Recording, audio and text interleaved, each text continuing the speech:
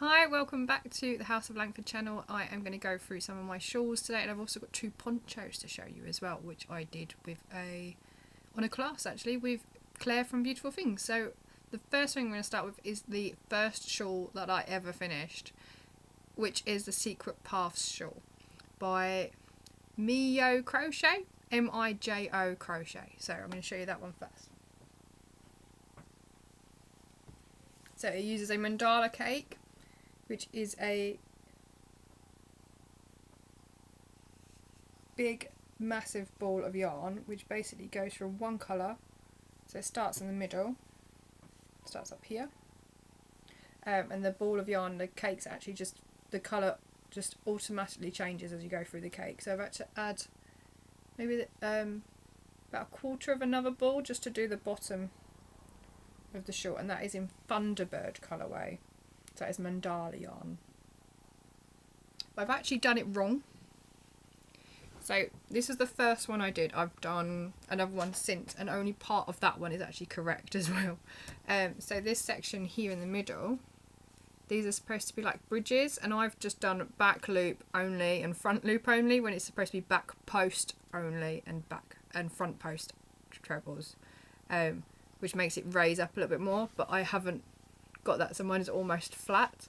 Everything else on the pattern is absolutely correct though, so it's just that small section, but it does repeat. So there's a piece in here in the blue, then there's a piece in the yellow, and then there's another piece in the orange as well, so there's actually 3 repeats of that, and it's made up of popcorn stitches. You've got the trellis, which is like where you skip, which gives you all these holes. Yeah, really nice pattern. It didn't take that long actually to finish either, so that's quite cool too. And I learned new stitches, even better. So the next one we're going to show you is the frond shawl, which was the next one I made.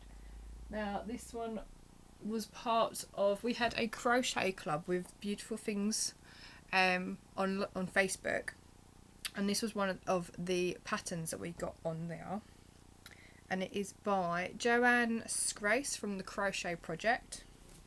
And I've worked it up in 2 balls of Spellbound yarn by All Wool That Ends Wool, and it's called the frond shawl. So it's got these lovely bits that hang on the side, and it's like a big triangle. But everyone always says they don't know how to wear it, and I completely agree, because I feel like I need a pin here to hold this bit down so that it doesn't keep undoing, because as soon as I move it just does that. But it's a lovely pattern. It's so easy to work up. You start at this end, at the smaller end, and the repeat is just 2 rows repeat all the way through, but it creates this really cool frondly bit at the end.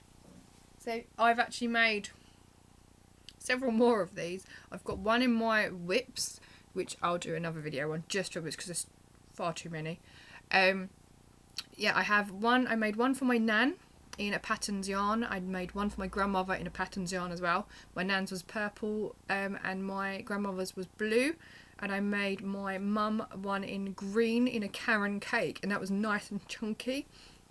And they all had those for Christmas presents, and that was the same year I made this one. So this was from September, and then I made 3 more before Christmas. So that kind of shows you how quick it is to make up. And I just like using the hand-dyed yarn as well. So yeah, that's 2. What's the next one I've got? I have this one, which is a crocodile stitch shawl. Now last year I wanted to learn how to do the crocodile stitch because I'd seen it before but didn't really know what I was doing. So this one is actually meant to be like a wrap. So it's meant to come around like that, and then you're meant to tie it up with a ribbon at the front. But if I do that, it's too loose, so I might put something else on there instead. But it's quite nice to just wrap anyway. But I love it because it looks like scales or it looks like feathers.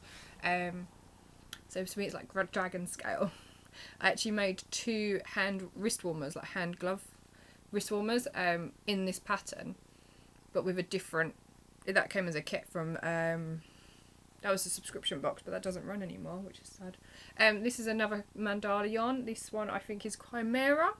So it runs through from, it's actually this way up, so it goes from the red, through the orange and yellow, through green, blue, through the purples, and then I started another ball near to the top because I had like 5 rows left. And that is that's a 2-row repeat as well. So you make your lattice at the back and then you stitch all of your scales into that lattice, and that creates the pattern. And that one is from Geek Chic Crochet, which is a book, and it's called the Crocodile Shawl. And it's so lovely. I love the texture. I was going to do a baby blanket in this, but I realised it's going to take me forever. So that's number 3. We have a cowl this time. Now this is the Chilly Day cowl, which is on Ravelry, I believe. Now it should be double the width of this, but I made it in a really super funky chunky, it's called, from Hobbycraft. They don't stock it anymore though. This was discontinued, so I bought like 10 balls, and this maybe used 2 or 3, but it's actually all the same colourway, except the colours sort of change halfway through, and the light in here is not helping. So yeah, it's really nice. This one is, what's the pattern on this one? Can't remember if this is front posts and back posts. So that's what creates the ribbon in the middle, so it's nice and spongy, but it's lovely and warm. I'm going to sneeze now because I've had it in my face. Oh, bless me. And then you just join it all up. So you make a long, no, you make it in a big tube.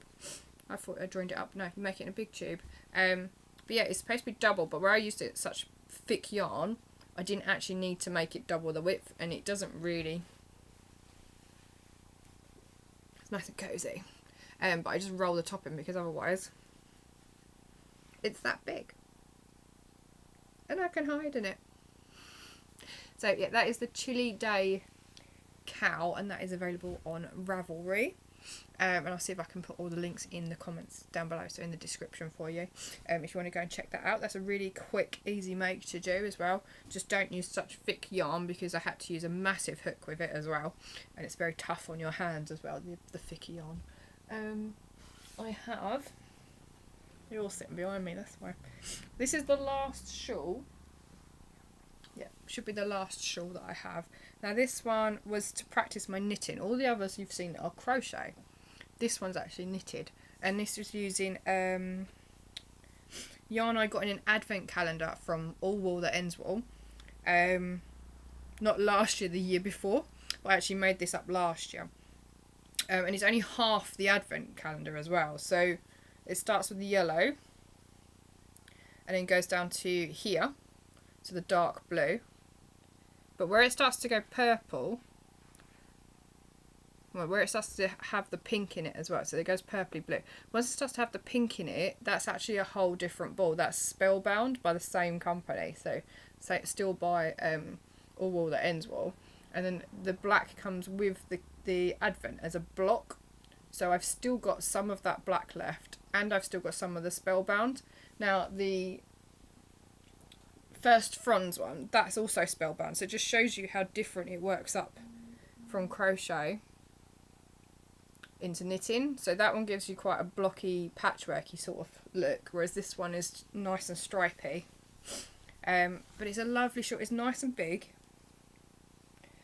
That's just not the right way to do it, is it? It's nice and big, wraps all the way around, and then some. And it's nice and warm as well. So this one, I think these have silk content because it's so soft. And this pattern is Cuddlebum Stripes Shawl.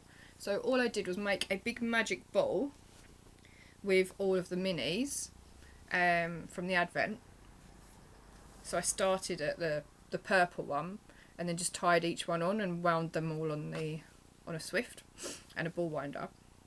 And then just worked from that, and then I couldn't really decide what I was going to do at the bottom. I didn't want to add the other 12 because then it goes back to yellow. So I wanted to end it dark, and that's how I ended up putting the Spellbound in. And then I just added some stripes, so I just counted every few rows and then changed colour. Sort of like a gradient, so it goes from purple into black, rather than just stopping as a big massive block at the bottom of the shawl. So yeah, but it's enormous. Look, that's almost half. And it goes all there. And I did block the top edge, but I didn't block the bottom edge. So the top's nice and straight now. But I like wearing this one. It goes with everything because it's got all the colours in it. Yeah. It took me forever though. My knitting is clearly not as quick as my crochet. So thank you to Vivette B, who gave me the pattern for that one. Without her, I would not know how to do yarn overs and cast it on properly. So thanks, Viv. The last two I have are the ponchos that I made. So I'm going to have to stand up for these because they're quite big. And then you get a full view. So this is the first one. So I'm going to put them on so you can actually see how they hang as well. This one was done as a 3-part class at Beautiful Things. So, here we go. I think you're supposed to use just 3 colours for the main granny striping. So that rolls down like that. Now, I believe it's meant to be made in a chunky yarn, but I've made it in an Aran, and it's really, really soft. It's really warm. This is the WI. These are the giant balls that you can get. They're like this big.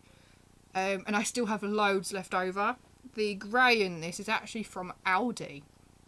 When they did their crochet, like, crafty session, they do events where they have craft related products for that week.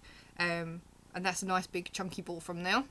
And then you've just added all the tassels. So the first week you learn how to do the ribbon for the cowl part. So you could just make a cowl and that's it. But this is all crochet. So you start with the ribbon and the cowl for one session. Then you go away and finish your cowl. You go back a month later and then you learn how to add in the granny striping. And then you go away for a month again so you can finish your granny striping. And when you come back, you do the last bit of ribbon at the bottom and then you add all of your tassels. So I have this one. And I love this because I can put it over the top of a jumper and it's still nice and warm. Oh. It's nice and big, this one. So there is a difference. This one's a nice big one and this one uses the... I've got the 4 colours. So I've got the pomegranate style colour, the purpley one. No, pinkish one. Then I've got a purple. Then there's like a teal. And then the grey is the one from Aldi. Now let me see if I can find the ball band for that actually. Because I still have so much of it left in this box.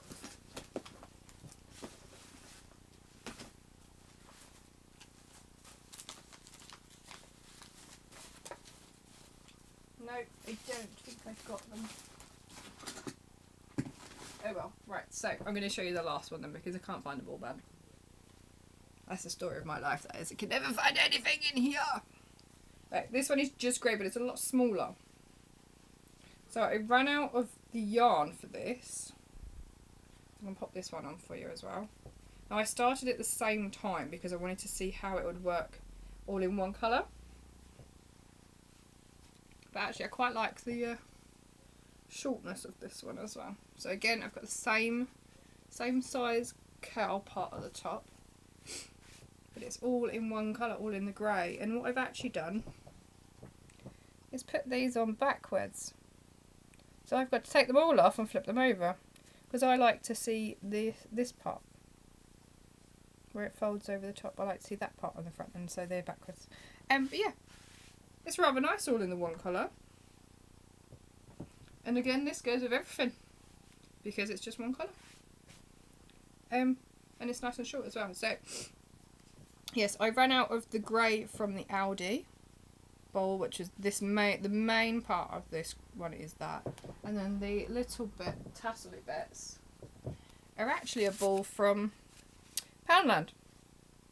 There's a little knitting ball from Poundland, and I used one of these to do all of the tassels. So there's probably still some left over from that as well. Yeah, that's all of my shawls and ponchos. Yeah, so I don't need any more shawl patterns because I've got plenty. There's not enough days in the week to wear all of these, that's for sure. So before I mentioned that I've got loads of lovely sock yarn, I've got loads of lovely hand dyed yarn, even as well as DK dyed yarn as well. So I'm looking for patterns I can wear as opposed to ponchos and shawls. I do have a hat pattern somewhere as well, and some gloves and wrist warmers, so maybe I'll be making some of those up as well for Christmas as gifts, because I need to de-stash a little bit. I have quite a lot of yarn.